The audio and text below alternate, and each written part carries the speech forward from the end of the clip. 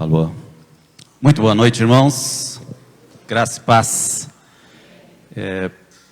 Eu quero expressar aqui a minha alegria de poder estar presencialmente num púlpito depois de 10 meses. Né? Depois de 10 meses é a primeira vez que eu estou pregando presencialmente. Então, para mim, sabe que pastor não pode ver o microfone, né? Deu o microfone na mão do pastor, já era. Então, para quem gosta, né? Para quem gosta de pregar, de estar aqui, então é uma alegria muito grande. Durante esses meses, né, a gente esteve isolado aí, e eu preguei algumas vezes, mas pelo computador, pelo celular, e estar aqui vendo a reação dos irmãos é muito bom. E os irmãos que estão em casa aí também podem continuar nos acompanhando. Ok, o tema, o pastor Marcos me convidou para falar, né, sobre a igreja perseguida, até por conta da minha experiência ao longo de quase 15 anos com a missão Portas Abertas. Então eu quero trazer essa palavra, mas eu quis fazer um questionamento sobre se realmente já chegamos aos confins da terra. Porque o lema, né, quando fala de culto missionário, o primeiro versículo que vem à mente e sereis minhas testemunhas, né, tanto em Jerusalém, Judéia, Samaria e até os confins da terra. A pergunta é, depois de 2000 anos de pregação do Evangelho, será que nós já chegamos aos confins da terra ou não? Será que a igreja já cumpriu o seu papel de pregar o Evangelho em todas as nações? Quando a gente fala de igreja perseguida, esse é um mapa mais atualizado que a Portas Abertas publica todos os anos. Esses países em que estão coloridos são os países os 50 países onde hoje a igreja é mais perseguida por causa do Evangelho. E essa noite eu quero ajudar vocês a compreender a diferença entre igreja perseguida e igreja sofredora. E ao mesmo tempo refletirmos sobre o papel da igreja na evangelização do mundo. Porque é a responsabilidade nossa levar o Evangelho até os confins da terra, ok? A pergunta é, será que, olhando esse mapa, né, colorido dessa forma, observe que em muitos lugares bem distantes, a igreja está sendo perseguida, ok? Ora, se a igreja está sendo perseguida, é porque já tem igreja lá. Muito bem. Então, se a igreja já está lá, o Evangelho já chegou e a mensagem já foi pregada. Só que nós não podemos esquecer de um detalhe. O que nós estamos vendo ali são países. São divisões geográficas que alguns líderes, em momentos históricos diferentes, decidiram dividir aquela região daquela maneira. Se olharmos ali o norte da África, por exemplo, o norte da África tem uma série ali de países. Esses países foram divididos ao longo da história, né, por conta do resultado das colonizações, etc. No entanto, em vários, nesses países todos, existem o que nós chamamos de nações. São etnias diferentes, povos diferentes. Só no Brasil, um país desse tamanho que fala português praticamente de norte a sul, nós temos cerca de 280 nações diferentes. Só no Brasil. Será que nós já pregamos para as 280 nações só dentro do Brasil? Então, o que nós temos que olhar a nossa leitura bíblica a nossa compreensão, ela tem que ser com base no que Deus concebe como etnia, como povo. Quando lá em Apocalipse, capítulo 9, verso 7, há um texto dizendo que havia, né, pessoas de todas as tribos, raças e nações diante do trono, ali estavam representantes dessas etnias, ou seja, povos que são representados, são identificados por sua cultura e por sua língua. Então, quando nós olhamos só a questão de países, talvez nós pudéssemos dizer, olha, nós já chegamos aos confins da terra. Países, praticamente, eu acredito que não há nenhum país no mundo que não tenha uma representação da igreja. Até mesmo a Coreia do Norte, que é um país extremamente fechado, né, existem cristãos lá, tanto que ela é o número 1 na lista de perseguição. Percebem? Então, do ponto de vista de país, talvez. Mas se olharmos do ponto de vista da etnia, ou seja, do ponto de vista bíblico, aí não. Estima-se que ainda existam cerca de 2.000 nações no mundo que não tenha um João 3,16 traduzido na língua dele. Então esse é mais um ponto para a evangelização. Por quê? Porque não é só chegar lá e pregar. O que Jesus mandou a gente fazer? Ide por todo mundo e fazei discípulos. Fazei discípulos. Essa é a nossa tarefa. Não é simplesmente chegar lá e sair pregando, né? Como sem que a gente queira, né, tenha intenção de ver as pessoas se convertendo e sendo discipuladas, crescendo na fé. Muito bem. Então, nós temos que fazer essa distinção. Quando pensarmos em missões, nós sempre temos que fazer essa distinção entre países e etnias. Tudo bem? Muito bem. Mas eu quero focar hoje na igreja perseguida. O que é a igreja perseguida e o que a Bíblia fala sobre perseguição? Não é? Nós que vivemos no Brasil com tanta liberdade, muitas vezes fica até difícil para nós compreendermos um pouco esse conceito de perseguição. Mas a Bíblia já vem falando de perseguição, ela ensina sobre perseguição, porque a igreja, historicamente, ela nunca deixou de ser perseguida. A 2 Timóteo 3, Paulo escreve dizendo: de fato, todos os que desejam viver piedosamente em Cristo Jesus serão perseguidos. Tá? Então a perseguição, ela é consequência de uma vida piedosa.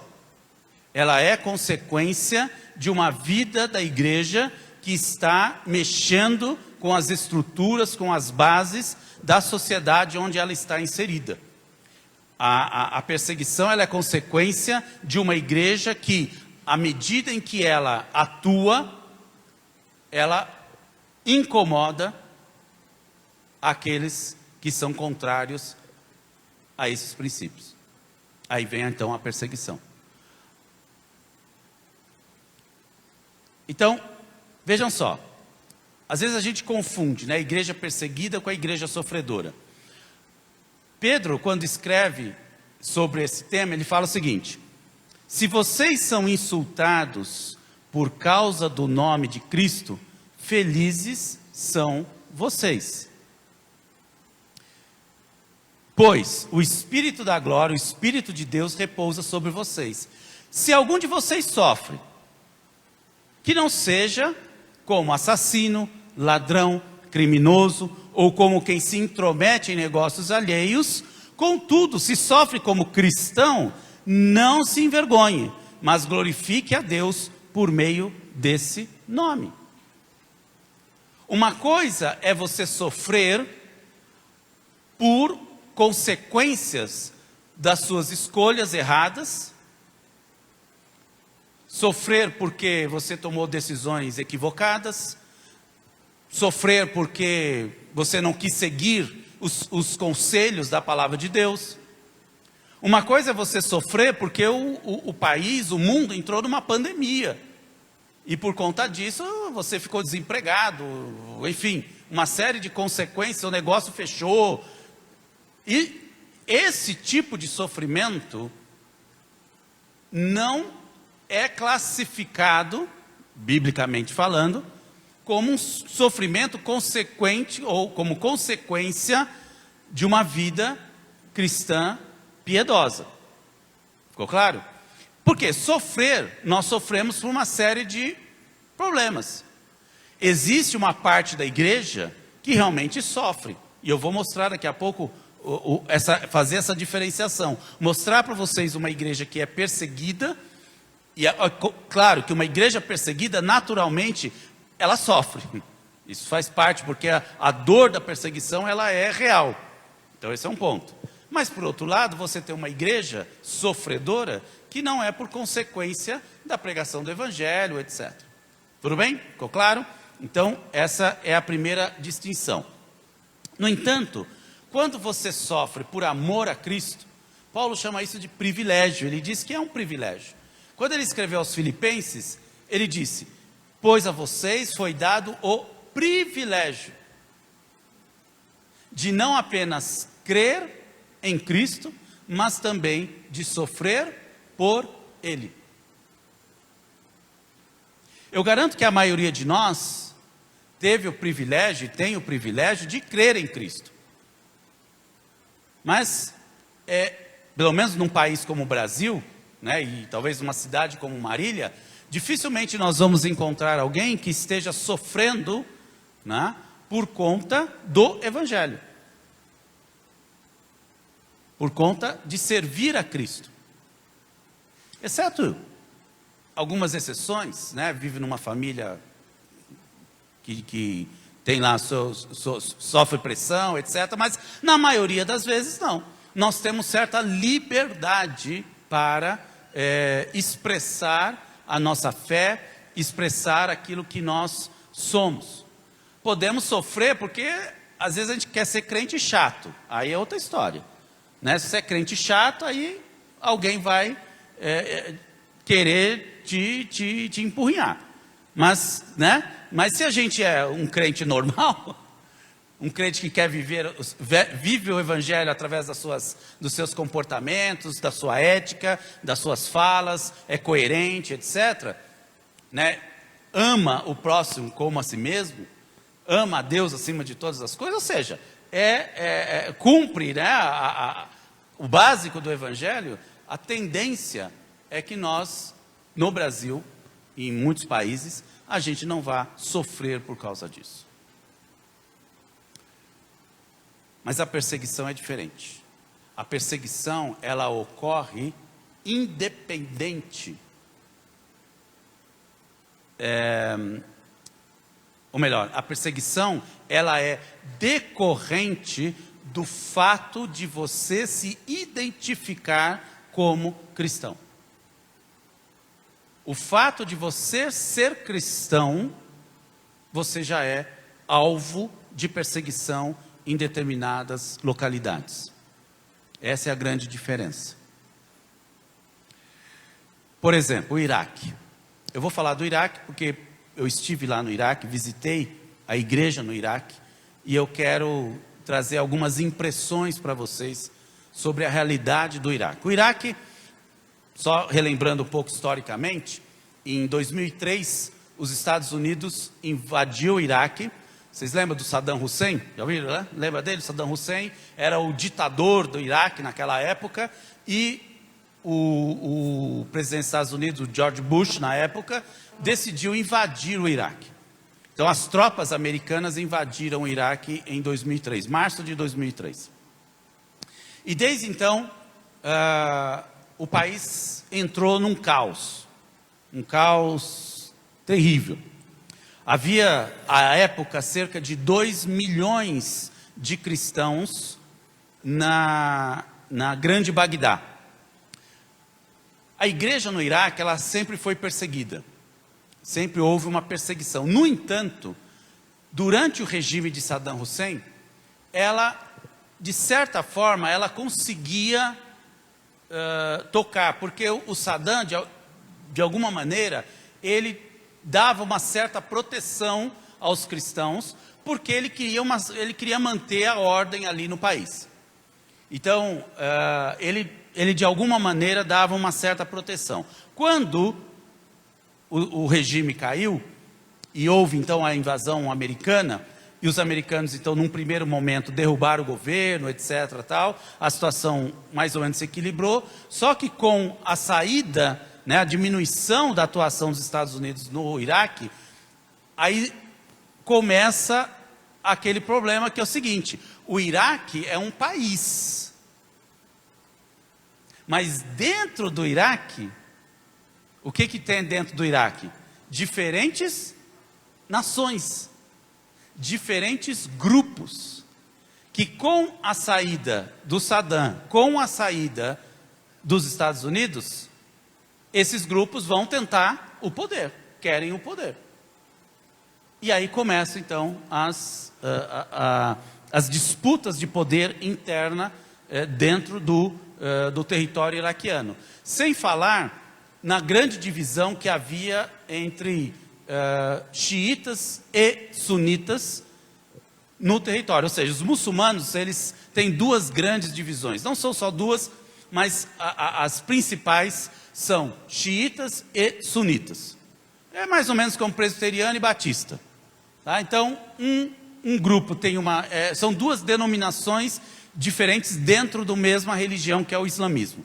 Então, os muçulmanos, o Saddam era sunita, então o poder estava entre os sunitas. Quando os Estados Unidos invadem, então cai o Saddam, quem assume, quem os Estados Unidos colocam no poder é o grupo xiita.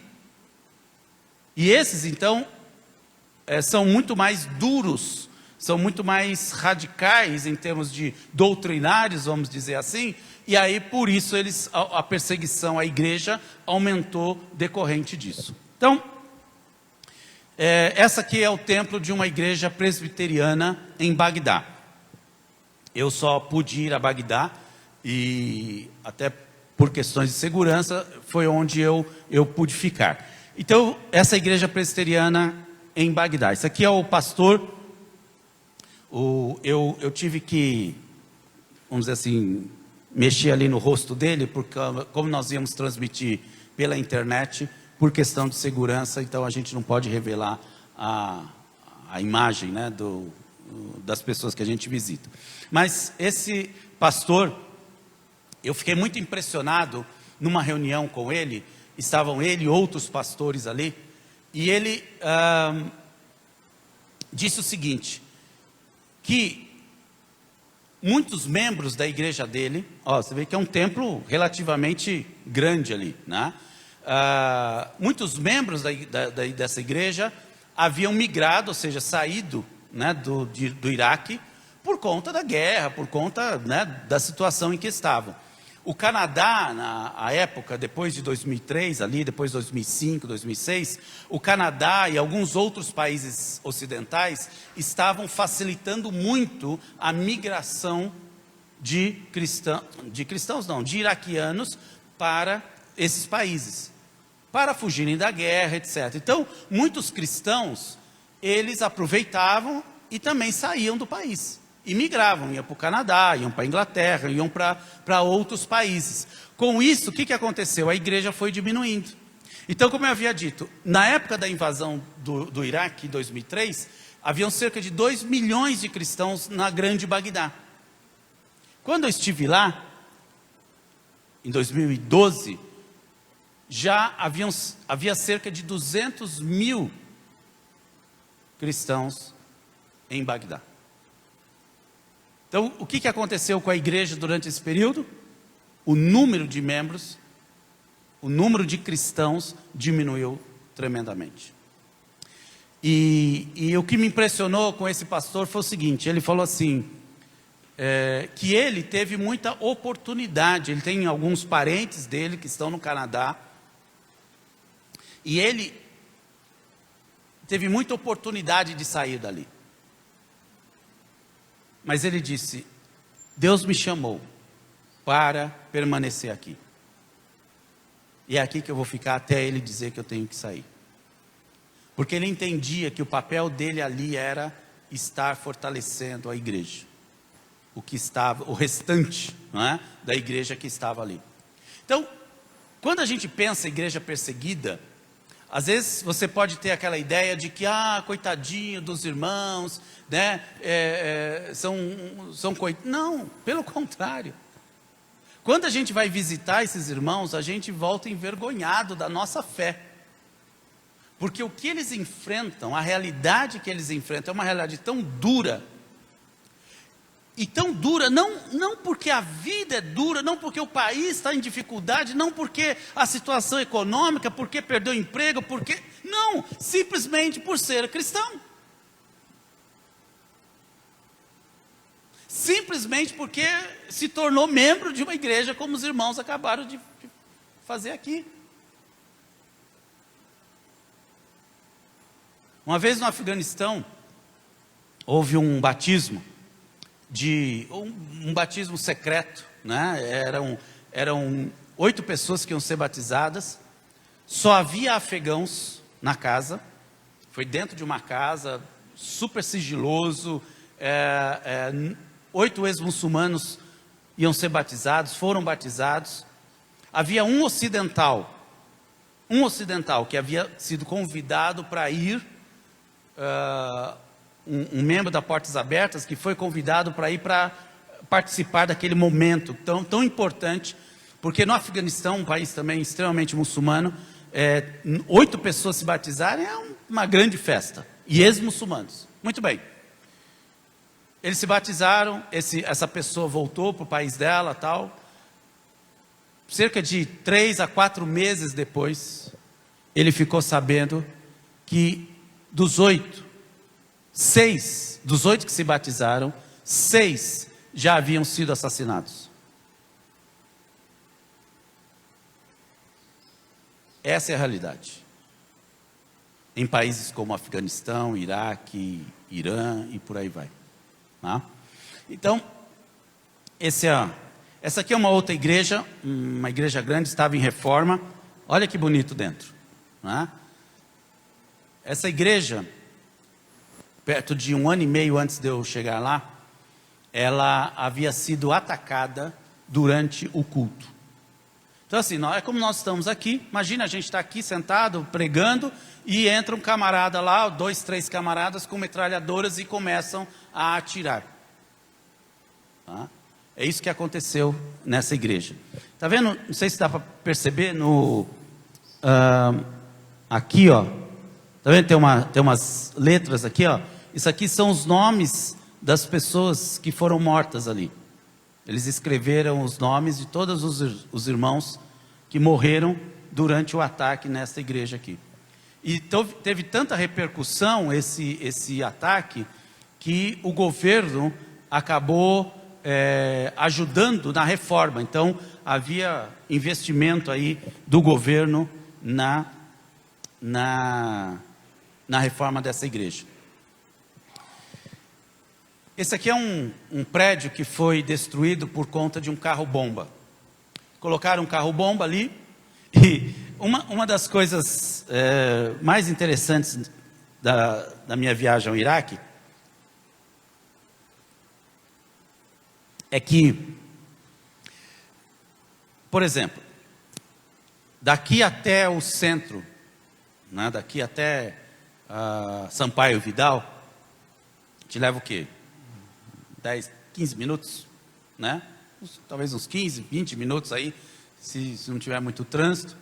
Mas se fosse em Bagdá, esse mesmo trajeto daqui até a Sampaio Vidal, você ia levar aproximadamente uns 40, 50 minutos, ou mais. Porque daqui até a Sampaio Vidal, você iria passar pelo menos por uns 2 ou 3 pontos de controle.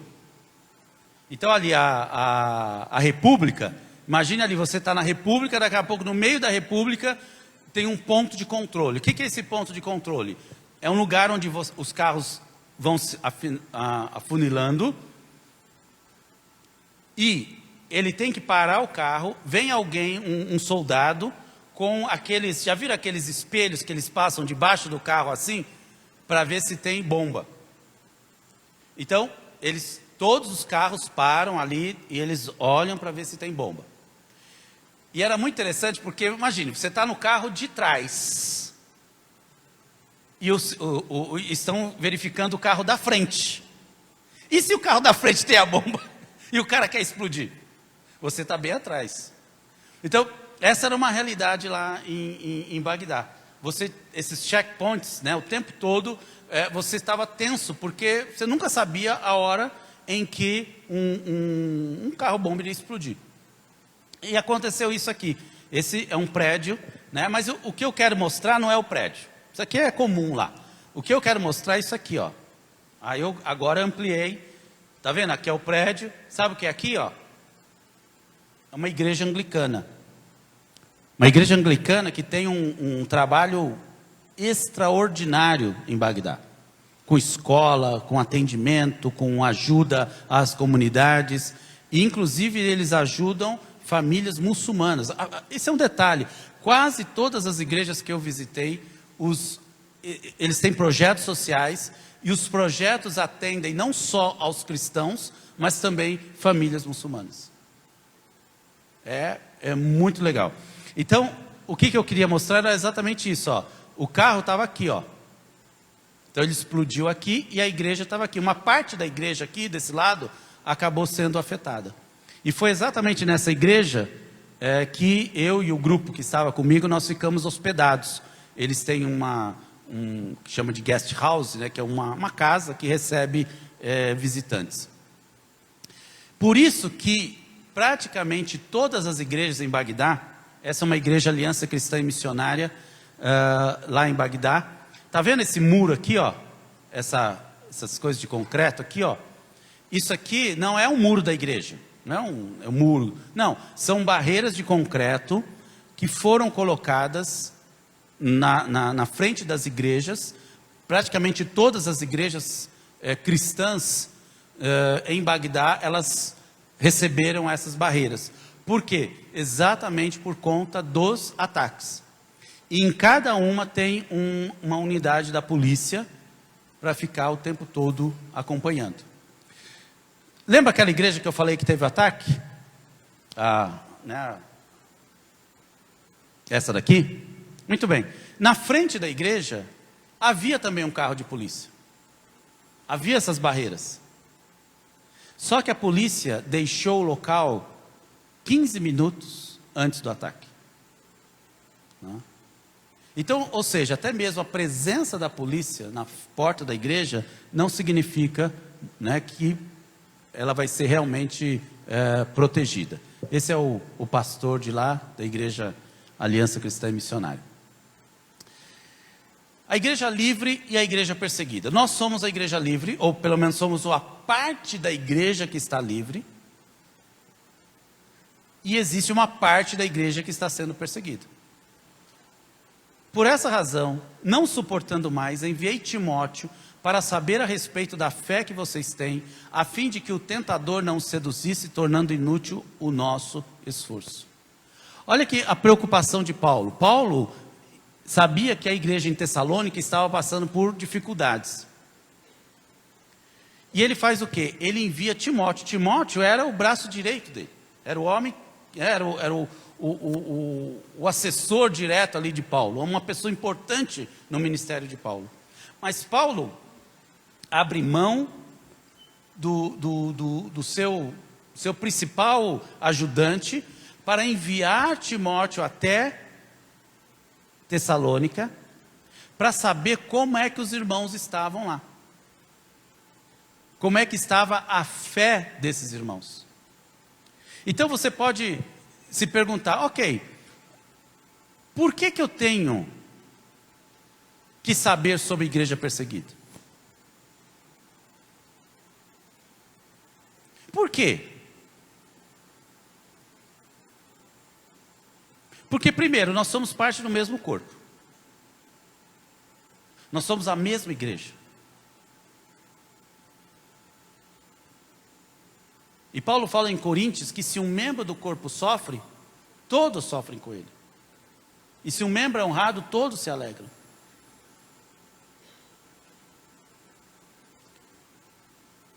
Essa é a primeira razão. Por que nós devemos saber deles? Para saber da fé. Como é que eles estão? Será que eles estão firmes?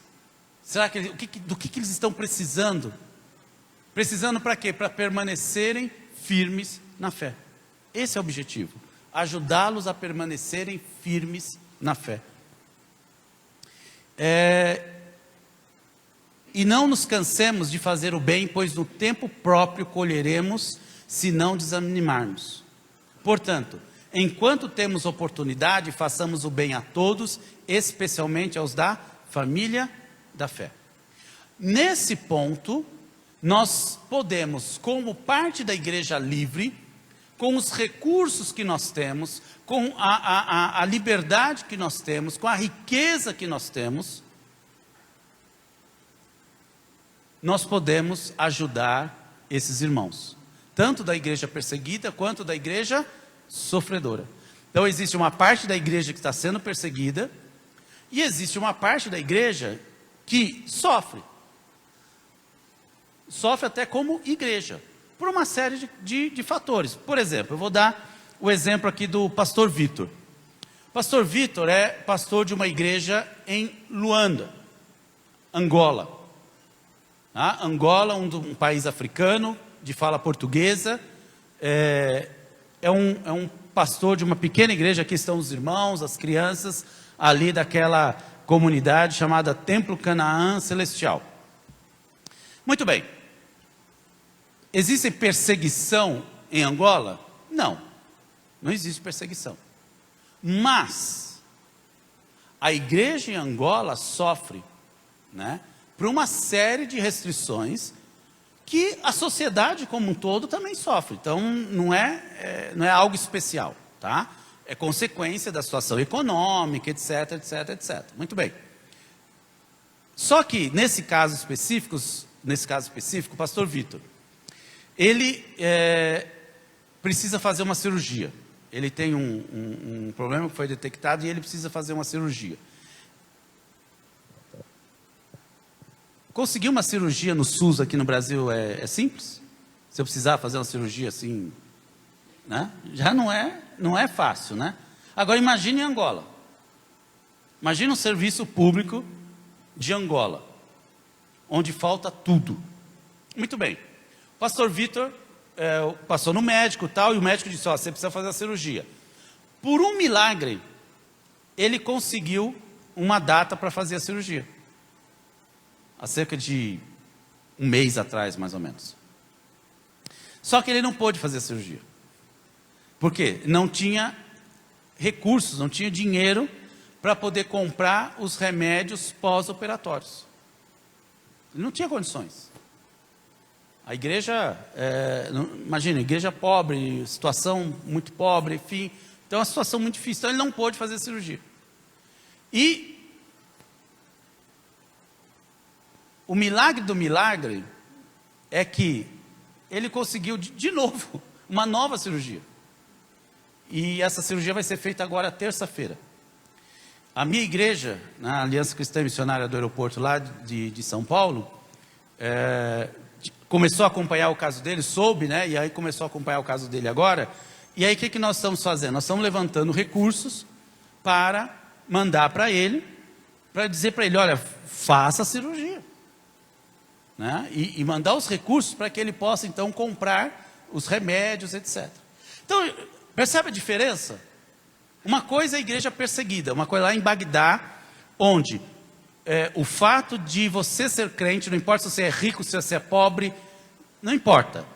Se você é branco, se você é negro, o fato de você se identificar como cristão, você já é alvo de discriminação, de perseguição e uma série de coisas.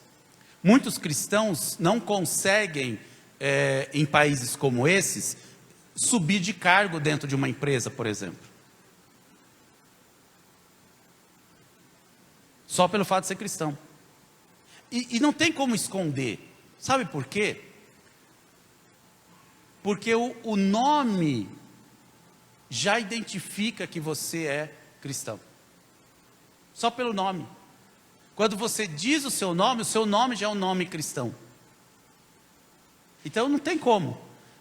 E não adianta você dizer assim, não, mas olha, igual o Asa estava falando, né? Eu nasci no lar cristão. Não, mas olha, eu só nasci no lar cristão, mas eu nem frequento a igreja. Não interessa. Você nasceu numa família cristã, você é cristão. Exceto se você se converter ao islamismo. Aí se você se converter ao islamismo, beleza. Você recebe assim, se você é muito bem recebido. Só que se converter ao islamismo significa exatamente negar a sua fé, negar a sua origem, negar tudo que você é. E é isso, irmãos, quando a gente ajuda os cristãos perseguidos, né, através da oração, através de se informar, de saber mais, de doar, de visitá-los. Você sabe para que a gente faz isso? Por que a gente faz isso? A gente faz isso exatamente para que eles permaneçam firmes na sua fé. É para isso, irmãos.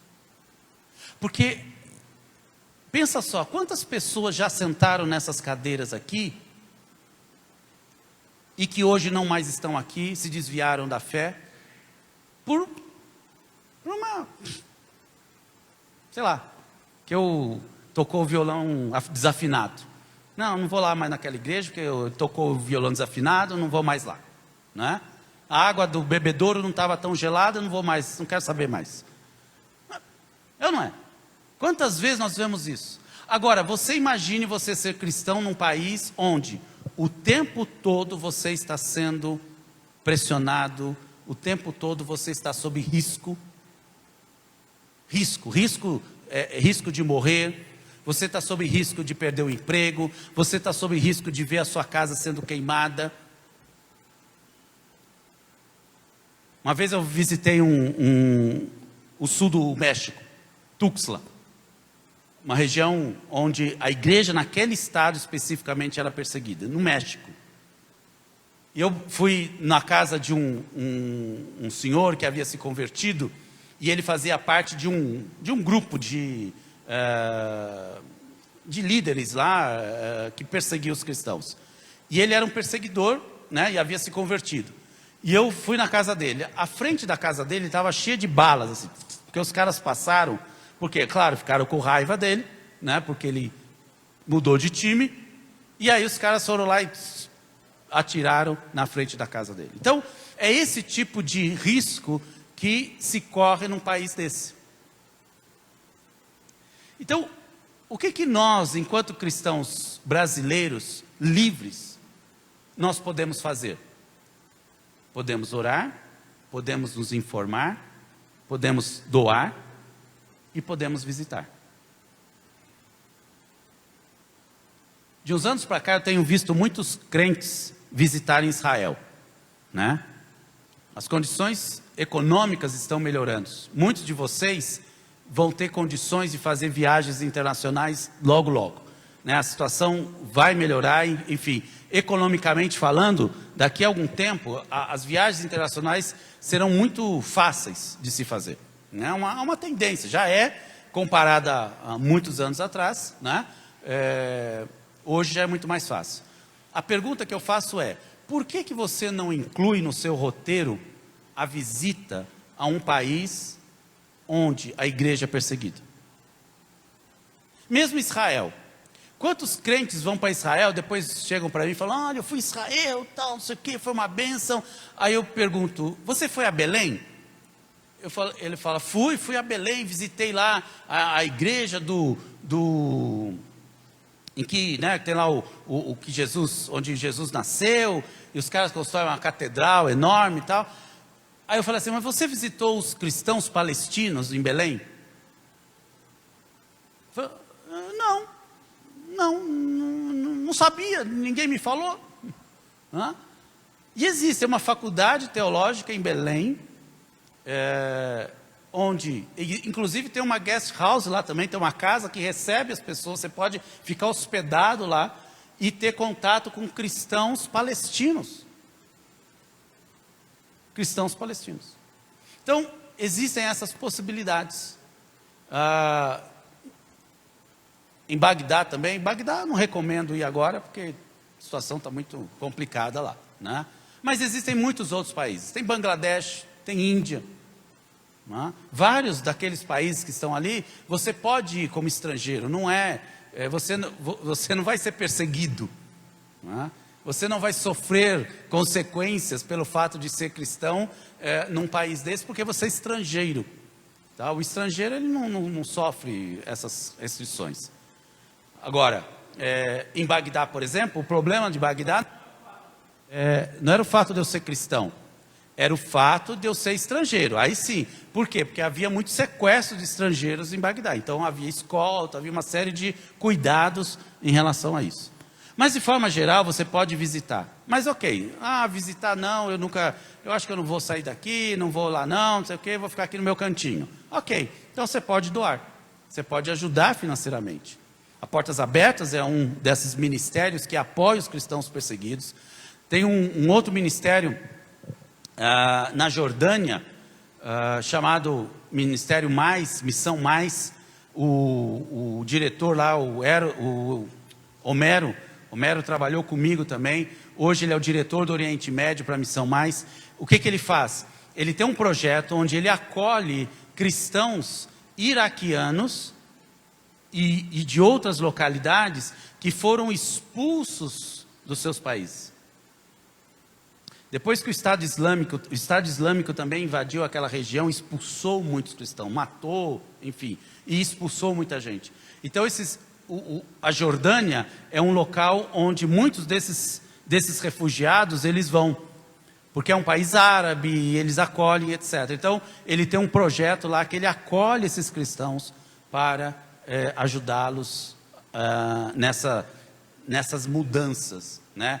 Imagine você sair da sua casa, largar tudo e praticamente chegar num outro país só com a roupa do corpo, porque a maioria chega assim, só com a roupa do corpo. Por quê? Porque ao longo da viagem, além de ser uma viagem difícil, você passa por deserto, você anda a pé, eles vão sendo roubados ao longo extorquidos literalmente ao longo do percurso.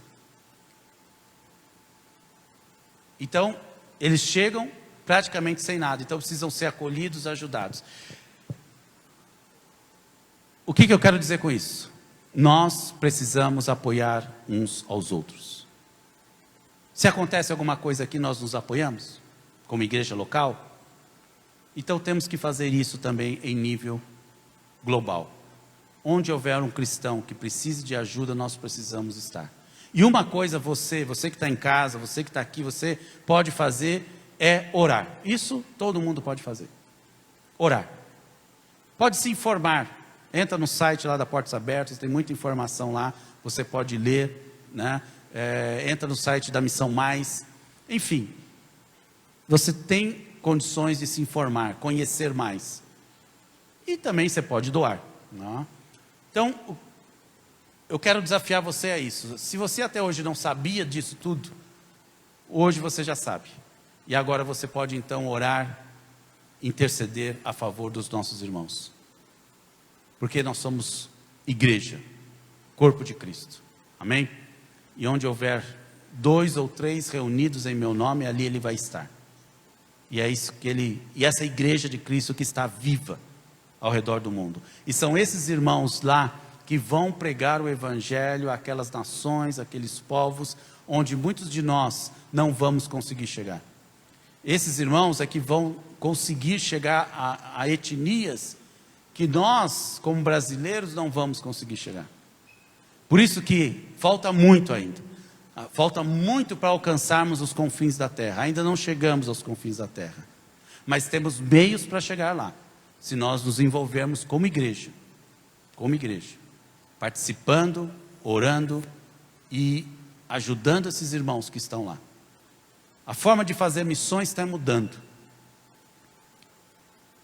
Essa figura, né, que antes era do missionário que saía do seu país, isso está mudando. Existem novas estratégias, novos conceitos sendo aplicados hoje. Mas uma das formas de nós fazermos isso é através do apoio a esses cristãos que estão nesses países. Por isso, se o Espírito Santo tocar na sua vida,